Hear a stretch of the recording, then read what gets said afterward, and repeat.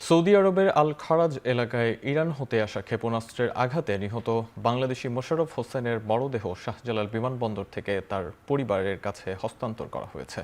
এ সময় পরিবারের হাতে প্রবাসী কল্যাণমন্ত্রী আর্থিক সহায়তা তুলে দেন। শুক্রবার সকালে ঢাকা শাহজালাল বিমানবন্দরে মরদেহ এসে পৌঁছায়। প্রবাসী কল্যাণমন্ত্রী আরিফুল হক ও পররাষ্ট্র প্রতিমন্ত্রী শামা ওবায়েদ এ সময় উপস্থিত ছিলেন। মধ্যপ্রাচ্য সংঘাতে নিহত সব পরিবারকে আর্থিক সহায়তা দেওয়ার আশ্বাস দেন প্রবাসী কল্যাণমন্ত্রী। আর যারা দেশে আসতে পারবে তাদের সরকারি খরচে আনার ব্যবস্থা করার কথা জানান প্রতিমন্ত্রী শামা ওবায়েদ।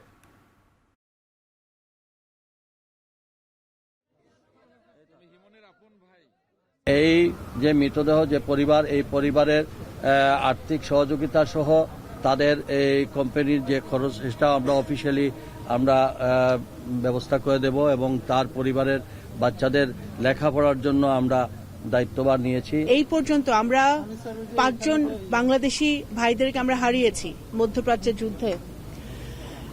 সকলের পাশে আমরা আছি। এখন বর্তমানে যুদ্ধাবস্থায় যে দেশগুলোতে আমাদের বাংলাদেশি ভাইরা বোনরা আছে তাদের নিরাপত্তার জন্য বাংলাদেশ সরকার নিরলসভাবে কাজ করে যাচ্ছে।